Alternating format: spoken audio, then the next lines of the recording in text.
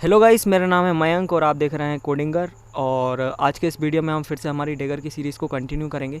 तो इससे पहले एक पार्ट मैं ऑलरेडी बना चुका हूँ, ये सेकंड पार्ट है। यदि आपने नहीं देखा तो मैं रिकमेंड करूँगा कि पहले आप उसको देख कर आएँ।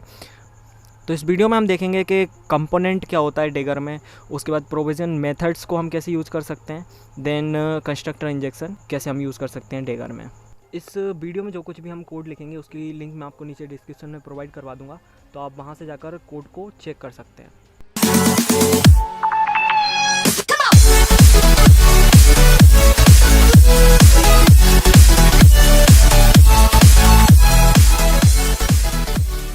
डेगर को हमें अपने प्रोजेक्ट में यूज़ करने से पहले डेगर की डिपेंडेंसीज़ को अपने प्रोजेक्ट में लगाना पड़ेगा। तो उसके लिए क्रोम पर जाकर लिखिए डेगर टू एंड्रॉयड गिटहब। उसके बाद में ये जो गूगल वाली लिंक खुलेगी, इसको न्यू टैब में ओपन कीजिए और यहाँ से आप देख सकते हैं कि जो डेगर लाइब्रेरी है वो स्क्वायर की डेगर 1 लाइब्रेरी थी, उसको 4 करके बनाई हुई है। तो डेगर 2 को क्रिएट किया है गूगल ने, जैसा कि हमने प्रीवियस वीडियो में डिस्कस भी किया था। और डेगर 1 को स्क्वायर ने बनाया हुआ है, और जो स्क्वायर ने डेगर 1 बनाई थी उसी को 4 करके फिर गूगल ने डेगर 2 को क्रिएट किया है। तो अभी हमको डिपेंडेंसीज़ की ज़रूरत है। ये डिपेंडेंसीज़ के लिए वर्जन है मेवन सेंट्रल का, उसको हम बाद में देखेंगे। सबसे पहले डिपेंडेंसीज़, तो थोड़ा सा नीचे स्क्रॉल कीजिए और इसमें ये 2 टाइप की डिपेंडेंसीज हैं। तो जो पहला टाइप है वो केवल जावा से रिलेटेड कोड के लिए। यदि आपको जस्ट जावा से रिलेटेड क्लासेस के लिए कोड लिखना है तो आप ये वाली डिपेंडेंसी अपने प्रोजेक्ट में ऐड कर सकते हैं। और यदि आपको स्पेसिफिकली एंड्रॉयड से रिलेटेड डेगर के लिए कोड लिखना है तो उसके लिए आप ये वाली डिपेंडेंसीज़ को ऐड कर सकते हैं। फ़िलहाल अभी हम जावा वाली बस ऐड करते हैं, तो एंड्रॉयड से रिलेटेड एग्जांपल्स को हम बाद में डिस्कस करेंगे। तो अपने एप्लीकेशन लेवल की ग्रेडल फाइल को ओपन कीजिए और उसमें डिपेंडेंसीज वाले सेक्शन में सबसे नीचे यहाँ पर हम इसको पेस्ट कर देते हैं। उसके बाद 2.x, तो x की जगह हमको वर्ज़न यहाँ पे लिखना है। तो वर्ज़न मैंने आपको सबसे शुरू में ही बताया था कि ये मेवन सेंट्रल में जो दिया हुआ है वो वर्ज़न है। तो 2.28.1 ये अभी करंट है। आप जिस टाइम पर यूज़ कर रहे होंगे उस टाइम पे ये चेंज हो चुका होगा मे बी, तो आप यहाँ से इसको चेंज कर सकते हैं कुछ इस टाइप से। और इसके बाद में हम अपने प्रोजेक्ट को सिंक कर देंगे। तो अब ये सिंक होने में थोड़ा सा टाइम लेगा। तो गाइस, प्रीवियस वीडियो में हमने देखा था कि हमारे पास एक मोबाइल क्लास थी और वो डिपेंडेंट थी बैटरी और प्रोसेसर वाली क्लासेस पे। तो बैटरी वाली क्लास में आपको सबसे पहले ओपन करके दिखाता हूँ। तो देखिए, बैटरी वाली क्लास में कुछ भी नहीं है, एकदम खाली है ये। वापस से चलते हैं हम। प्रोसेसर वाली क्लास जो है वो भी एकदम खाली है। और फिर ये जो मोबाइल वाली क्लास है इसमें 2 डिपेंडेंसीज़ हैं, बैटरी और प्रोसेसर। और ये दोनों डिपेंडेंसीज़ को हमने कंस्ट्रक्टर के थ्रू बुलवाया हुआ था। तो अब हम वापस चलते हैं अपनी मेन एक्टिविटी पे। और मैनुअली हमने प्रोसेसर और बैटरी का ऑब्जेक्ट क्रिएट करके और मोबाइल में पास किया था। तो ये जो हम यहाँ पर डिपेंडेंसी इंजेक्शन प्रोवाइड कर रहे थे वो खुद ही मैनुअली प्रोवाइड कर रहे थे। अब यही हमको डेगर के थ्रू देखना है। तो डेगर के थ्रू यदि ये सब कुछ हमको करना है तो सबसे पहले हम वो करने के लिए क्या करते हैं, एक पैकेज क्रिएट करते हैं और इसका नाम रखते हैं कंपोनेंट। फिर इसके अंदर हम एक नया इंटरफेस क्रिएट करते हैं और इसका नाम हम रख देते हैं मोबाइल कंपोनेंट। और इसका टाइप हम इंटरफेस कर देते हैं यहाँ से, और फिर ओके की बटन पर क्लिक करके ये इंटरफेस क्रिएट हो गया। तो देखो, अब भी हमको क्या करना है, इसको एनोटेट करना है @कंपोनेंट से, ये वाला जो है। अब इंपोर्ट आप यहाँ से देख सकते हैं डेगर डॉट कंपोनेंट। तो ये जो एनोटेशन है ये किसका है, डेगर का एनोटेशन है। तो एनोटेशंस के अंदर बेसिकली मेटा डेटा रखा रहता है। तो जैसे ये @कंपोनेंट नाम का एक एनोटेशन है, ये डेगर का एनोटेशन है। और ये बेसिकली किसी भी इंटरफेस को एज अ कंपोनेंट रिकॉग्नाइज़ करने के लिए डेगर यूज़ करता है। तो यदि हमने किसी भी इंटरफेस के ऊपर यदि कंपोनेंट लगा दिया, उसका मतलब क्या होगा कि वो interface as a component treat होगा डेगर के लिए। तो कंपोनेंट अब क्या होता है बेसिकली डेगर में, इसको हम बोल सकते हैं कि ये बैकबोन है हमारे डेगर की। सब कुछ यहीं से ही हैंडल होगा कि किस क्लास के अंदर कौन सा ऑब्जेक्ट भेजना है वो भी यहीं से हैंडल होगा। और वो ऑब्जेक्ट क्रिएट कैसे होगा, उसके लिए डिपेंडेंसी ग्राफ क्या होने वाला है, वो सब कुछ पूरा यहीं से हैंडल होता है। तो जैसे अभी हमें मोबाइल ऑब्जेक्ट की ज़रूरत है, तो सबसे पहले हम देखेंगे कि प्रोविज़न मेथड के थ्रू कैसे हम किसी ऑब्जेक्ट को गेट कर सकते हैं डेगर के थ्रू। तो जैसे अभी हमें मोबाइल ऑब्जेक्ट की ज़रूरत है तो हमको इधर पे एक मेथड डिक्लेयर करना पड़ेगी। तो ये इंटरफेस है, इसके अंदर हम मेथड डिक्लेयर कर सकते हैं। तो सबसे पहले मैं इधर पे मेथड का रिटर्न टाइप लिखता हूँ तो हमको मोबाइल ऑब्जेक्ट की ज़रूरत है, तो जो भी हमको ऑब्जेक्ट चाहिए वो मेथड का रिटर्न टाइप होना चाहिए। तो जैसे हमको मोबाइल ऑब्जेक्ट की ज़रूरत है तो मेथड का रिटर्न टाइप मैंने अभी क्या रख दिया, मोबाइल। उसके बाद मेथड का नाम आपका जो मन पड़े वो दीजिएगा, मैं अभी के लिए दे देता हूँ गेट मोबाइल। ओके, तो इससे डेगर को ये पता चल जाएगा कि एक मोबाइल नाम का ऑब्जेक्ट इसको जनरेट करना है, ठीक है। और ये मेथड का नाम कुछ भी हो उससे कोई फ़र्क नहीं पड़ता। तो बेसिकली इस इंटरफेस का यूज़ करके डेगर एक सब क्लास जनरेट करेगी और उस सब क्लास में एक गेट मोबाइल नाम की मेथड होगी। उस गेट मोबाइल नाम की मेथड के थ्रू हमको ये मोबाइल का ऑब्जेक्ट रिटर्न होगा। अभी मैं इसको बिल्ड करके आपको बताता हूँ कि इस कोड के साथ प्रॉब्लम क्या है। तो गाइस हमको यहाँ पर एक एरर आई है और उस एरर को यदि हम ध्यान से पढ़ें तो उसमें लिखा हुआ है mobile can not be provided without an @inject constructor और अन @provide एनोटेशन मेथड्स। तो बेसिकली ये क्या कहना चाह रहा है, ये कहना चाह रहा है कि मोबाइल जो ऑब्जेक्ट हमको ज़रूरत है वो मोबाइल इसको पता नहीं है कि क्रिएट कैसे करते हैं। तो वो हम डेगर को कैसे बता सकते हैं कि क्रिएट कैसे करना है कोई ऑब्जेक्ट।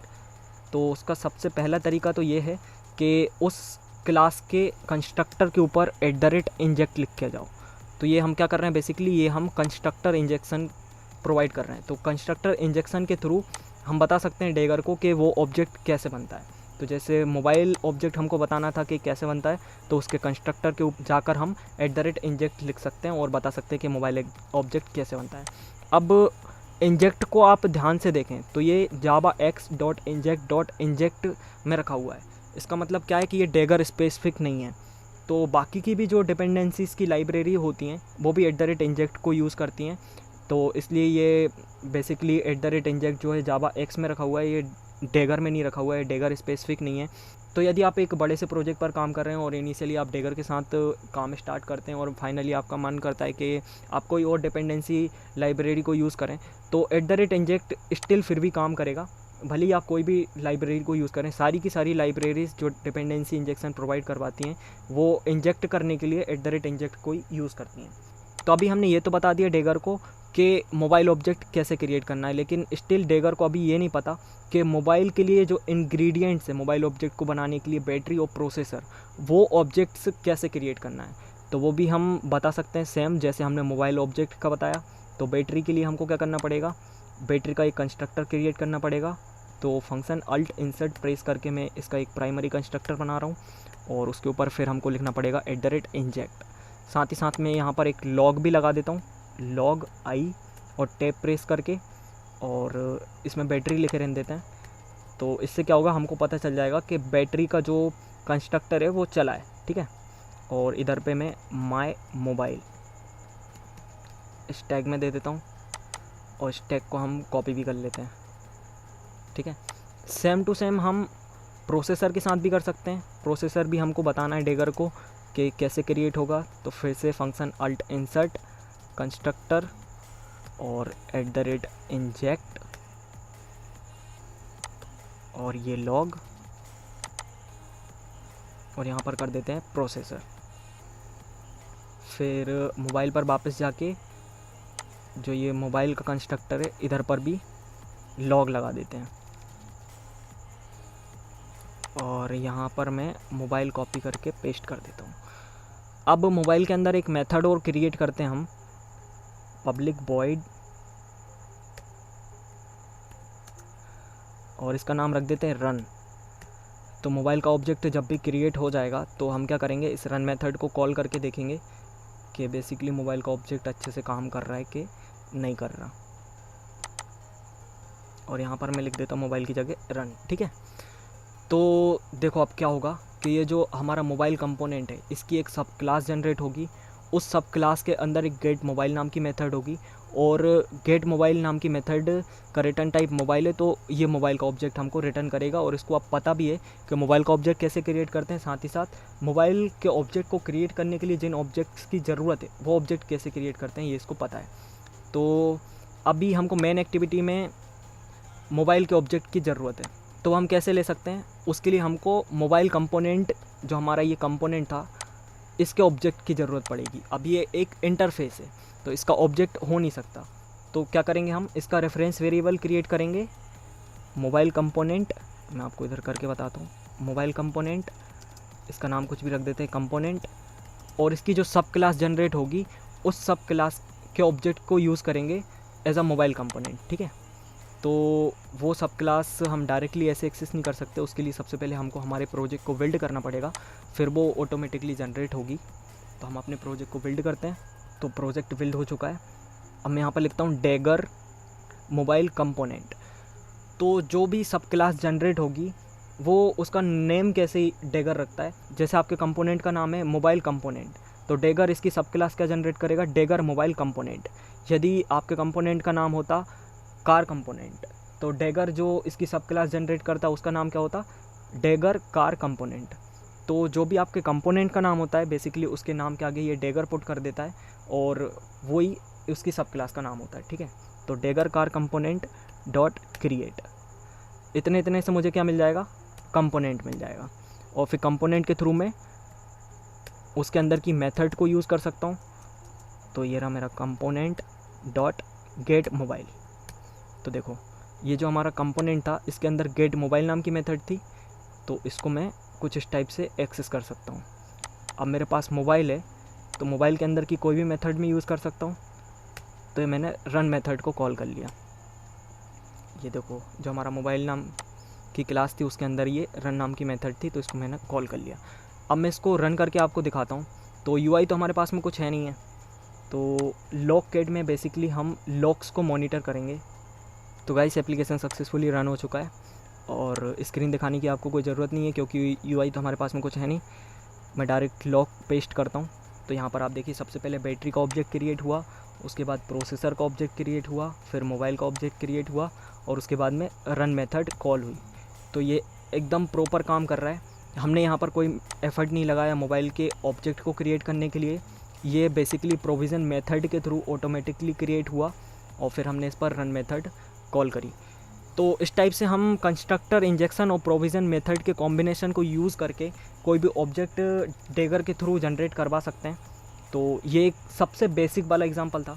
इसमें जस्ट हमने बस ये देखा है कि प्रोविज़न मेथड को हमने कैसे यूज़ किया है वो देखा है, और उसके बाद में कंस्ट्रक्टर इंजेक्शन हम कैसे यूज़ कर सकते हैं वो देखा है। तो किसी कंस्ट्रक्टर के ऊपर यदि हम @इंजेक्ट क्लिक किया जाते हैं तो वो एज अ कंस्ट्रक्टर इंजेक्शन डेगर में काम करता है। और डेगर के कंपोनेंट के अंदर यदि कोई मेथड हमने डिक्लेयर कर दी वो as a provision method treat होती है और वो जो कुछ भी रिटर्न कर रही होती है उस ऑब्जेक्ट को फिर हम कंपोनेंट के थ्रू एक्सेस कर सकते हैं, जैसे हमने यहाँ पर किया। तो आई होप आपको ये सब कुछ समझ में आया होगा। अब इसके बाद मैं आपको कंस्ट्रक्टर इंजेक्शन की एक ख़ास बात बताता हूँ। जैसे कि किसी भी हम क्लास पर चलते हैं, तो जैसे ये हमारी मोबाइल वाली क्लास है और इधर पर हमने ये कंस्ट्रक्टर इंजेक्शन दिया हुआ है। तो कंस्ट्रक्टर इंजेक्शन के साथ कुछ ऐसा है कि हमारी क्लास में यदि मल्टीपल कंस्ट्रक्टर्स हैं तो उनमें से किसी एक कंस्ट्रक्टर में ही हम कंस्ट्रक्टर इंजेक्शन दे सकते हैं। मल्टीपल कंस्ट्रक्टर के अंदर हम कंस्ट्रक्टर इंजेक्शन नहीं दे सकते। तो ये आप ध्यान रखिएगा। इसको मैं हाईलाइट करना चाहता था इसलिए मैंने आपको ये लास्ट में दिखाया। जब हम ये @इंजेक्ट लिख रहे थे उस टाइम मैंने आपको नहीं बताया क्योंकि हो सकता था कि फिर आप भूल जाते, लेकिन अभी मैंने हाईलाइट कर दिया तो अब आप नहीं भूलेंगे। इसके बाद ये जो सब क्लास जनरेट हुई है हमारे कंपोनेंट की, इस पर आप कंट्रोल प्रेस करके ऐसे माउस लेकर जाएंगे और फिर क्लिक करेंगे तो आप इसके इम्प्लीमेंटेशन पे जा, या फिर डायरेक्ट कंट्रोल B दबा कर भी आप इसके इम्प्लीमेंटेशन पर आ सकते थे। और यहाँ से आप इसका इम्प्लीमेंटेशन देख सकते हैं। तो देखिए इसने हमारे मोबाइल कंपोनेंट को इम्प्लीमेंट किया है। उसके बाद में ये बिल्डर मेथड और क्रिएट मेथड है। क्रिएट मेथड बेसिकली हमको वापस से हमारे मोबाइल कंपोनेंट का जो ऑब्जेक्ट है वो रिटर्न कर देगी, और बिल्डर के थ्रू जब हम फिर ये बिल्ड करते तो वापस से हमको मोबाइल कंपोनेंट मिल जाता। और ये रही हमारी मेथड जो ओवरराइड की है इसने गेट मोबाइल नाम की, और इसमें इसने रिटर्न क्या किया है, न्यू मोबाइल, और इसमें न्यू बैटरी और फिर ये न्यू प्रोसेसर। तो इस टाइप से कुछ इसने हमारा मोबाइल नाम का ऑब्जेक्ट क्रिएट किया है। तो ये पूरा का पूरा इम्प्लीमेंटेशन इसने मतलब हमको फ्री में करके दे दिया। तो अभी जो हमने एग्जांपल बनाया है ये उसके लिए डिपेंडेंसी ग्राफ है कि ये हमारे पास एक मोबाइल नाम की क्लास है, वो डिपेंडेंट है प्रोसेसर नाम की क्लास पे और बैटरी नाम की क्लास पे, ठीक है। तो यहाँ पर आप एक चीज़ ऑब्जर्व कर सकते हैं कि ये जो ग्राफ है ये ग्राफ डायरेक्टेड है, मतलब इसकी कुछ डायरेक्शन है। प्रोसेसर जो है वो मोबाइल को यूज़ नहीं कर रहा, मोबाइल जो है वो प्रोसेसर को यूज़ कर रहा है, इसलिए एरो प्रोसेसर की तरफ यहाँ पर आपको दिख रहा होगा। ऐसे ही मोबाइल जो है वो बैटरी को यूज़ कर रहा है, तो मोबाइल डिपेंडेंट है बैटरी पर, तो इसलिए एरो ऊपर की तरफ आपको इस टाइप से कुछ दिख रहा है। तो इस ग्राफ की क्या क्या खासियत है, सबसे पहले तो इसमें कोई भी साइकिल नहीं है, एक भी साइकिल नहीं दिख रहा होगा आपको। दूसरी चीज़ ये है कि ये डायरेक्टेड है। तो इस टाइप के ग्राफ को हम बोलते हैं डायरेक्टेड एसाइक्लिक ग्राफ, मतलब एक भी जिसमें साइकिल ना हो और जिसमें डायरेक्शन हो, तो ऐसे ग्राफ को हम बोलते हैं डायरेक्टेड एसाइक्लिक ग्राफ। और डायरेक्टेड एसाइक्लिक ग्राफ का यदि हम एब्रीवेशन देखें तो वो क्या आएगा, DAG आएगा, ठीक है। और DAG के आगे ER लगा के डैगर क्रिएट किया गया, मतलब जो डैगर का नाम पड़ा है वो कुछ इस टाइप से पड़ा है कि डायरेक्टेड एसाइक्लिक ग्राफ के एब्रीवेशन को लिया और लास्ट में ER लगा दिया, तो ऐसे इसका नाम इन्होंने डैगर रख दिया। इसका खंजर से कोई भी रिलेशन नहीं है। तो thank you very much guys इस वीडियो को लास्ट तक देखने के लिए। यदि ये वीडियो आपको पसंद आया तो इस वीडियो को लाइक कीजिए, और इस वीडियो से रिलेटेड कोई डाउट है तो आप नीचे कमेंट सेक्शन में पूछ सकते हैं। और डैगर जस्ट अभी हमने इसमें स्टार्ट किया, इस वीडियो में स्टार्ट किया डैगर को, अभी हम बहुत अच्छे से देखने वाले हैं। ये जस्ट एक बेसिक एग्जांपल था, इसमें जस्ट हमने 2 चीज़ें देखी। इसके आगे अभी आने वाली वीडियो में हम मेथड इंजेक्शन और फील्ड इंजेक्शन के बारे में देखेंगे। तो मेक श्योर कि आप चैनल को सब्सक्राइब कर लें और बेल आइकन को भी दबाएं आने वाली वीडियोज़ के नोटिफिकेशन के लिए। और अगली वीडियो तक के लिए बाय।